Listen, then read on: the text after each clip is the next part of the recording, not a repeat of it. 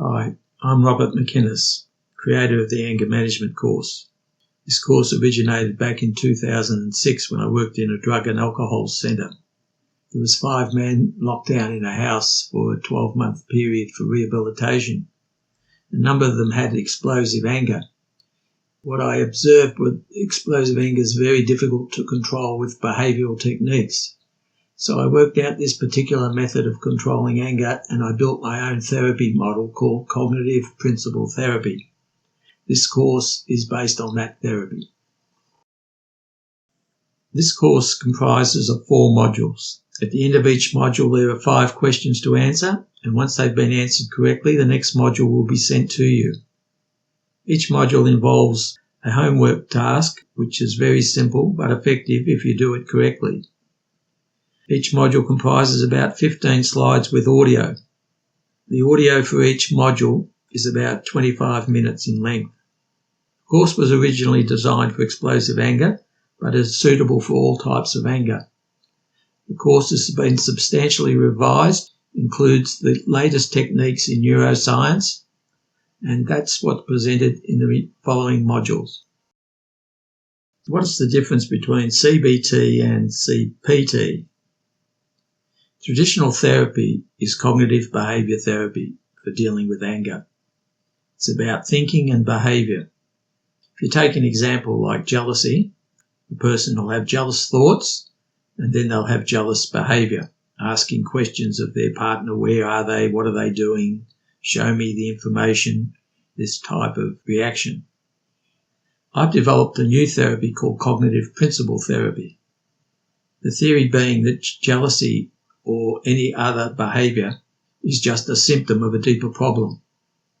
And the deeper problem is what I've called principles. So going back to the example of jealousy, cognitive principle therapy, still dealing with the jealous thoughts, but then working on the underlying principle, which is trust. And the idea, if you can change the principle from distrust or mistrust to trust, then you can overcome the behaviour a lot quicker than working with behavioural techniques. That is the principle behind the whole course, this anger management course. So let's start. Cognitive principle therapy is based on polyvagal theory. Polyvagal theory states that the longest 3 nerves in your body, part of the autonomic nervous system, controls the 4 key emotions which are found within the body, which is fear, anger, sadness, and happiness. So if we look at the first column, which is the sympathetic nerve, it starts right down low within the body. Fight, flight. It's part of mobilization. You move forward or you move backwards. But if you move forward with too much energy too quickly, you get fight, which can lead to anger. If you move backwards too quickly, you can get flight, which leads to anxiety and fear.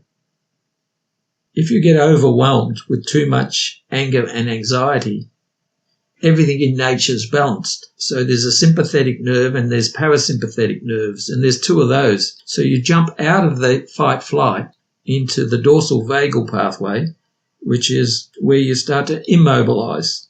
So right at the top of it, you'd procrastinate, you would avoid things, and as you move downwards, you become more depressed, gradually getting further and further depressed. And when you hit the bottom, you're likely to experience one of 4 major mental illnesses: major depression, major panic attacks, trauma, or major addictions. And you're stuck. And because you're stuck right down the base of your spine, very deep within your body, it's very hard to use your head to talk your way out of such a difficult situation. If you understand the 3rd nerve, which is the ventral vagus nerve, which is the 3rd nerve in polyvagal theory, developed by Stephen Porges in the mid-90s, it goes back really 2 million years to when we stood up on 2 legs. And when we stood up on 2 legs, we were a very vulnerable animal because we didn't really have fire and we didn't have a lot of weapons. And we looked at the monkeys and realised there's safety in numbers.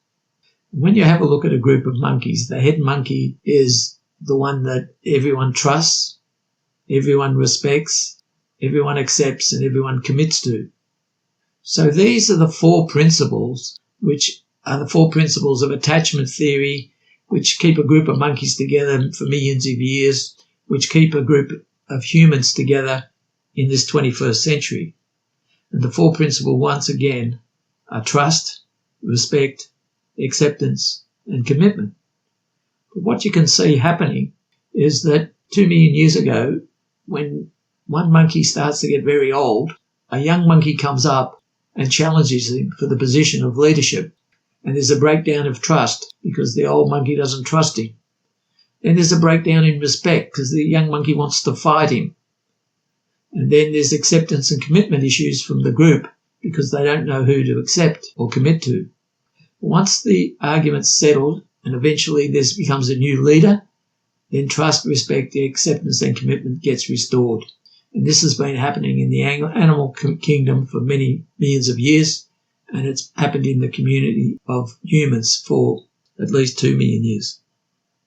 Now, if you have a look at what happens in attachment theory based on this 3rd nerve, the social engagement nerve, it's not like the other 2 nerves, the fight, flight, and the freeze or the withdrawal nerve. You have to be taught how to socially connect. So you go through life in 7 stages of attachment. You come into the world unattached, and between the ages of about 0 to 12, you receive these attachment principles from your parents. If you're not taught them correctly, you develop unresolved issues in attachment. Unresolved trust issues, respect issues, acceptance or commitment issues. So when you detach from your parents between, say, 12 and 25, you attach to your friends. When you detach from your parents, you attach to your friends. And then after that, from 25 onwards, these are emotional years, not physical years, but they sort of relate to physical years. You find a partner, and you'll always pick a partner who's got the same weakness that you've got, but the opposite behaviour. So what you would do if you're overly logical, you pick someone who's overly emotional to help balance you out. If you're overly controlling, you might pick someone who's overly avoidant. If you're overly positive, you could pick someone overly negative. You will always pick the opposite person. And the reason for that is that you pick them to learn from them because you're too over and they're too under, and to find balance, because everything in nature is self-balancing. So you pick a partner to balance you. The problem with picking a partner who balances you is that they've got the opposite behaviour and it really annoys you. That's why when you first pick someone, say in romantic love, they say romantic love is blind. And it's blind because you don't see the weaknesses in the other person for about 18 months. And when the real issues come up, the trust, the respect, the acceptance and commitment. And so you end up with 3 choices in relationships. You either split up because you can't resolve these differences. You just put up with them for the rest of your life and you argue and you get angry.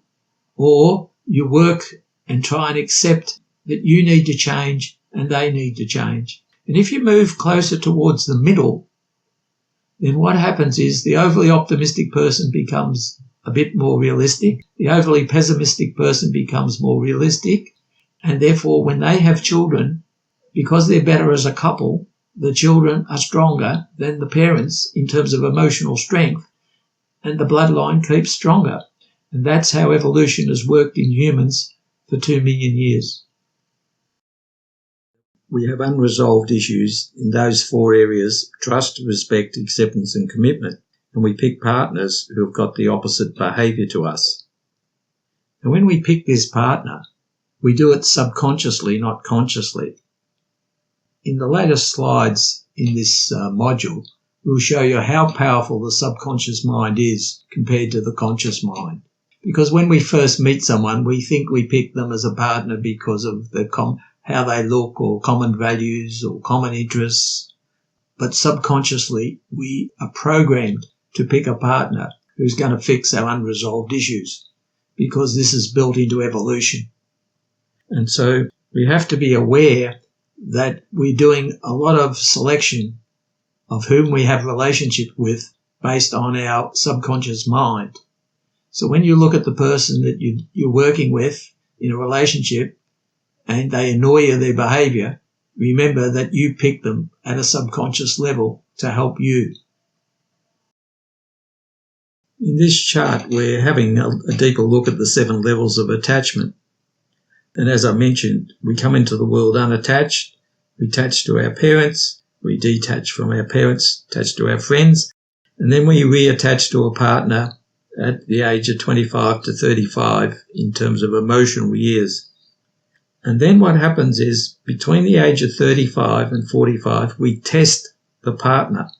And if you haven't resolved your unresolved issues with your partner from 25 to 35, you'll start testing them again between the age of 35 and 45. And why does this happen?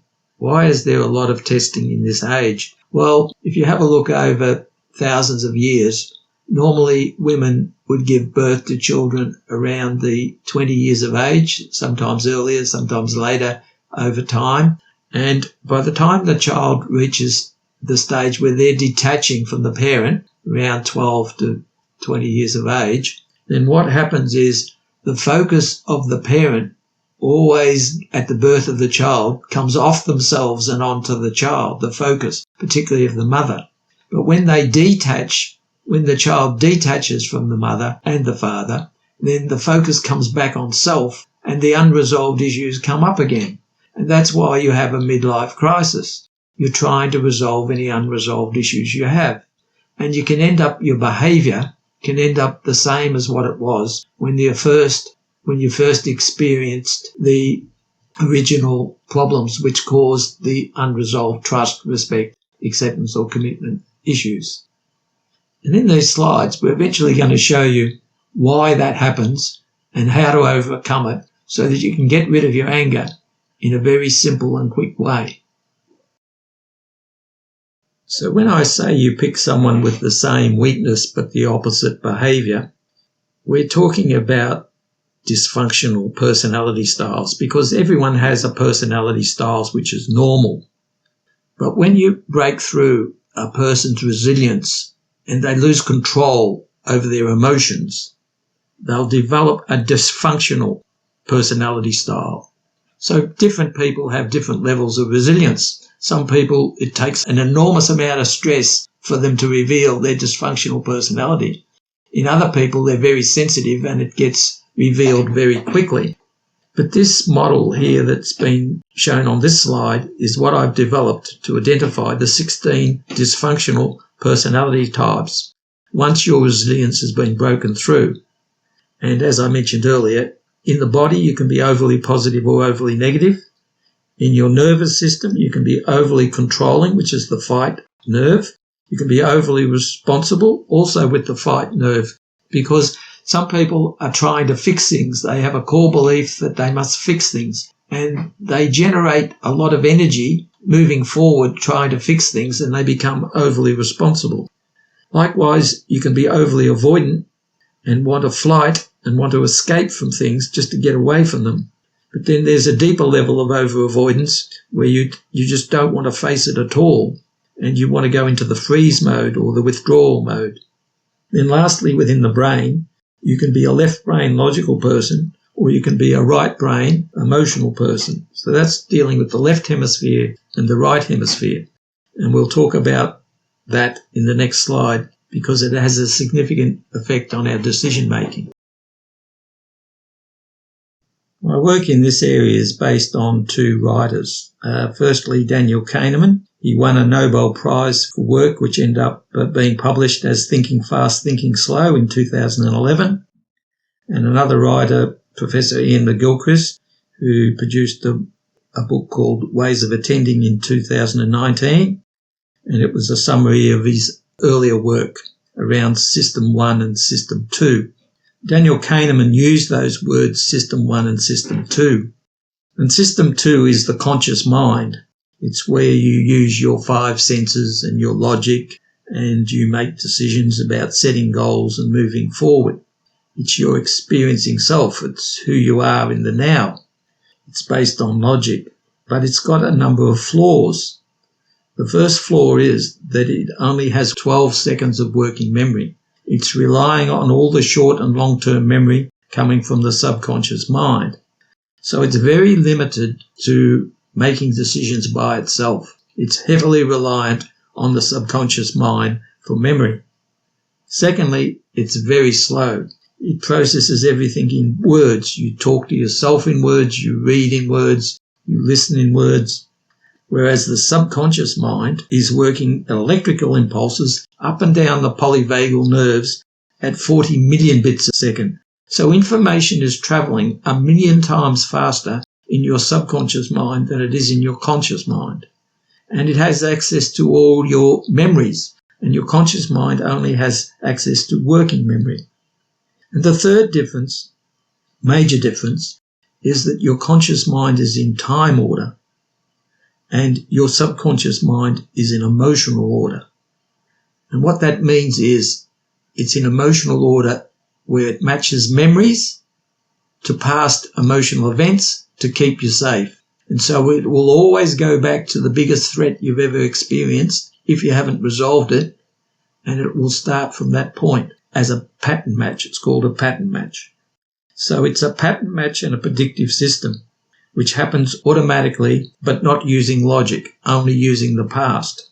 Whereas the conscious mind, system 2, does also, we make predictions, we do comparisons about people, and we also make predictions about people, but it's based on logic. The past and the future, but using logic. It's a different way of pattern matching and predicting when compared to system 1. So system 1 is the dominant system. System 2 is the lesser system. This is very important in understanding how to change bad habits and how to get rid of anger. So just to get a bit better understanding of how the subconscious mind works in relation to pattern matching and predictions, we'll take the example. Let's say it's 10,000 years ago and you or I are heading for the jungle from the village, and we're just about to enter the jungle and we see a tiger there.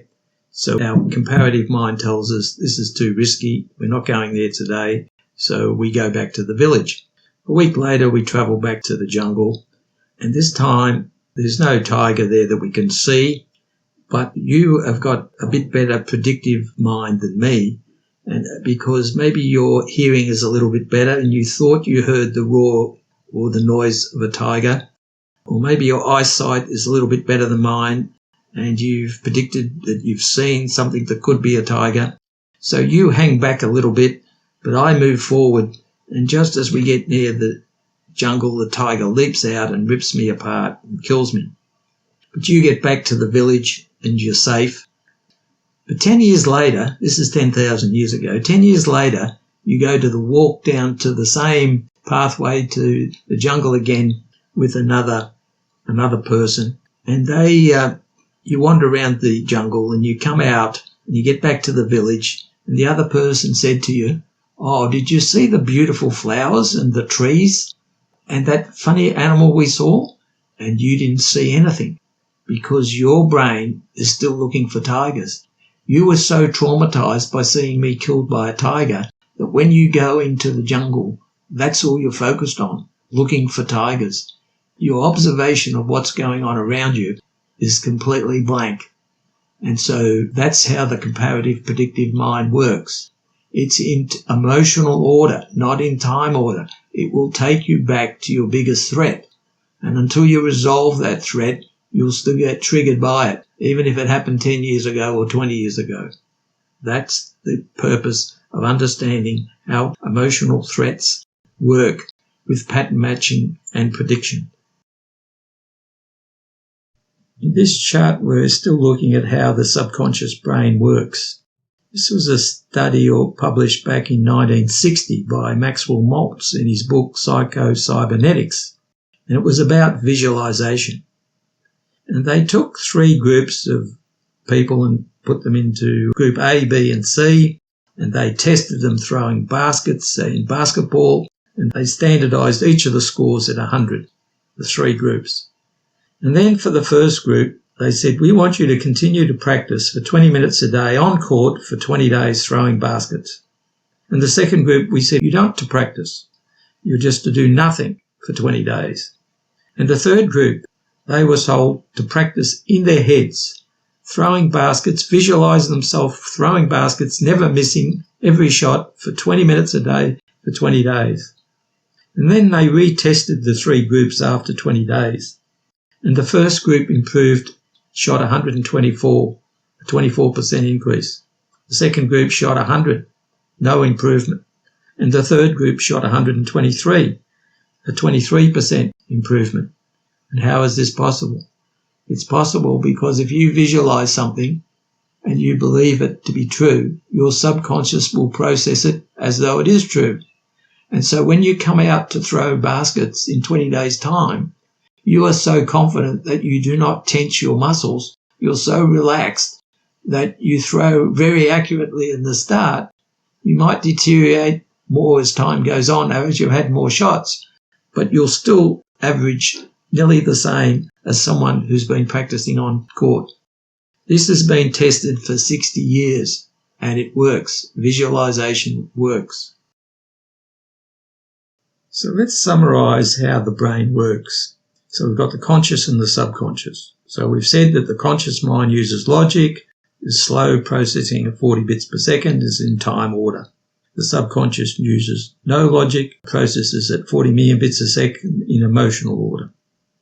Now, when I've asked hundreds of couples, what's the last thing you argued about, they would often say they can't remember something small. So why are they arguing about something small, or they can't even remember what they're arguing about?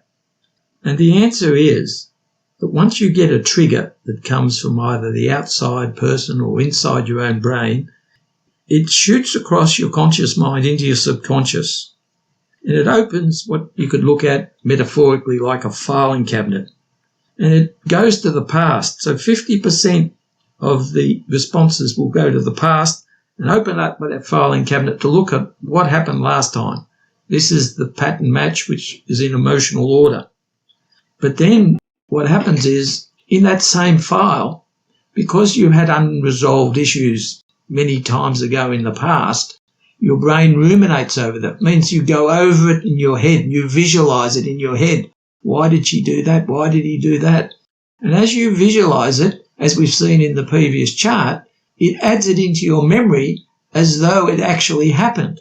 So 40% of the file which you've just opened up was actually a false file. So the time you respond to the argument, 90% of what you say and do isn't even relevant to the trigger that caused it.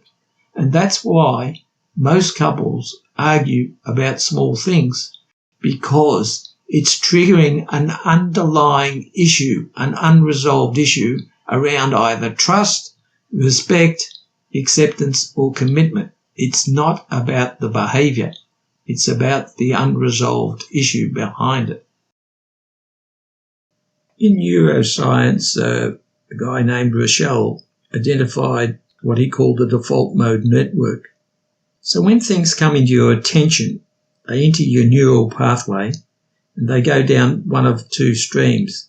Down the task positive network, which is your system 2, which is your left brain or left hemisphere, and it's your logical part of your brain, your conscious part. The right part is the system 1 or the subconscious brain. So when it enters your conscious brain, the task positive network, you either think about this thing positively, negatively, or neutral. Example of neutral is where you decide not to think and just meditate. But one of the things that the left brain does is it uses a lot of energy. And your whole body has been designed to save energy over millions of years, because for most of that time you used to have to go hunting and finding food, the more energy you used. So what's happened over time is you've developed a default mode network where your mind defaults to the subconscious, and therefore it's very difficult to concentrate on something for a long time unless it's very, very interesting and providing new data. Now, a study was done by Matt Killingsworth. He studied 83 different professions, 15,000 people working in 83 different professions. and it was meant to be a study on happiness. And he rang them up or contacted them twice a day, whether they're at work or home, and he asked them two basic questions. What are you doing, and how happy are you? And when they got the answers back, for the whole 15,000 people, 46% of the time they were in default mode network in negative mind wandering. That was, they were worrying about something 46% of the time. And so what you learnt from that study, it's not necessarily what you do that makes you happy. It's what happens when you're not doing anything and you're mind wandering, because you'll be unhappy. You can mind wander in a positive way if you've got very clear goals and you're very motivated towards them. Then you will default. And when you go in default mode, you'll be in a positive state trying to solve your goal or achieve your goal. The third way you can develop your ideas is in creative mode. And you do that either through meditation, where you stop thinking and you just let your mind create the positive outcomes or manifest things for you. But you have to have clear goals for it to work on something, because it's not going to work on nothing. So you need to be motivated for the creative mode to work. But this is how your brain works. You're defaulting to the default mode network most of the time. So what we're looking at here is a summary of what I've just mentioned about Matt Killingsworth's study. Does a wandering mind make you unhappy? How to change a bad habit quickly. Back in 1960, in his book Psycho-Cybernetics, Maxwell Maltz said it took 21 days to change a bad habit. But he was referring to a particular type of habit based on where he did facial surgery. However, today, the statistics show that it takes between 15 to 284 days to change a habit. And obviously it depends on the degree of how difficult the habit is. But neuroscience says we can create a new habit within 2 to 14 days. CBT says, why not create a new habit, attach it to the old habit, and change that in 7 days? And what I'm going to show you is how to create a new habit quickly. So earlier in the slides, I was emphasising the difference between System 1 and System 2, or the conscious mind versus the subconscious mind. And we also looked at how the subconscious mind does pattern matches, which takes you back to the past and triggers old bad habits. And if you don't get any new information, your predictive mind will predict that the old is the same as the new, and the old habit will continue as bad behaviour. So what we're going to show you now is how to put an intervention between the pattern match and the prediction in the subconscious mind. And that's what we'll have a look at the next slide. My original idea came from looking at hypnosis, and I used to give an example of how that worked. And then one day a client came into my office and the exact same thing happened to him in real life. And what he said was that he was at a football presentation night and they had a hypnotherapist there for a bit of a joke for the audience, and he volunteered to be hypnotised, and the hypnotherapist clicked his fingers in front of him and told him that when I click my fingers, you'll be a duck. And he did that for a few minutes and hypnotised him, gave him that suggestion. Then later on, he was up on stage, and for one client, he'd clap, and then he came over to my client and clicked his fingers, and he started quacking like a duck and waddling like a duck and generally behaving like a duck. And then he walked over to him and clicked his fingers twice, and he stopped. And he didn't think, he said in his memory, he couldn't remember, he was doing something, but he couldn't remember quite what it was. He didn't think he was a duck. But then all the mates had videoed it on their cameras, and he was certainly being a duck. And he couldn't believe you could be influenced so quickly, your subconscious mind. But it can. You can form a habit very quickly. So this is the way to form a habit quickly to overcome anger. The first step is to say the words stop, find, calm, big picture. And this is done during the daytime for about 5 minutes, which is about 100 times. You say it under your breath. You say the words stop, find, calm, big picture.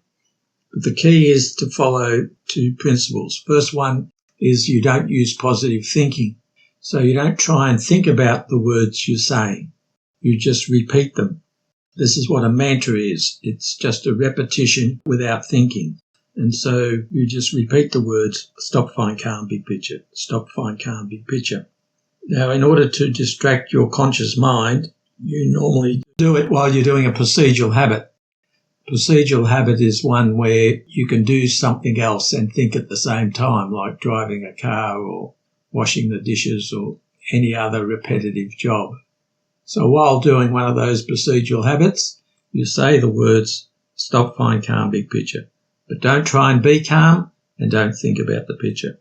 What the words mean, stop, find, calm, is you're telling your subconscious brain, stop going down the fight, flight, so don't get angry or anxious. Stop going down withdrawal and becoming avoiding issues. Find the calm nerve, the ventral vagal calm nerve. Stop, find, calm. Stop, find, calm. And that's what you're training your brain to do. And it will occur within a very short while, normally 3 to 7 days. And that's why you do this habit. Repeat the procedure for 7 days. The second part is done at night for 3 minutes. So if you have an anger issue with somebody, you visualise their face. But once again, you don't use your conscious mind. You don't think about it. You just stare without thinking. So it's a non-moving picture. It's just a static photo or visualisation in your brain of someone agreeing with you. And you can tell they're agreeing because they're smiling or nodding in agreement with you. And you do that at 3 minutes at night. So what happens between day 4 and day 7 is that if a trigger comes along, your subconscious mind is activated, the pattern match occurs, your anger might rise very quickly, 40 million bits a second, electrically through your body it can rise, but then equally, as soon as you switch nerves to the calm nerve, it'll just drop just as quickly and you'll feel calm. Then what your brain will do, because you've created this system within your brain, it will then look for an intervention and it will go to the big picture and scan through all your memories at 40 million bits a second, looking for a solution to this problem of how do I get this person to agree with me now that I've got the picture, and it will come up with a solution. Now you won't know that solution, what it will be, because it'll be a subconscious solution, but it'll occur very quickly. And what it will do, you'll say or do something completely different to what you would previously have done. And by changing your approach, that affects the pattern matching in the other person, and that forces them to change their behavioural response. So this technique is being tried now by myself on over 2,000 clients over the last 10 years. It works. I certainly recommend you try it if you've got anger issues, because they will reduce substantially within a week.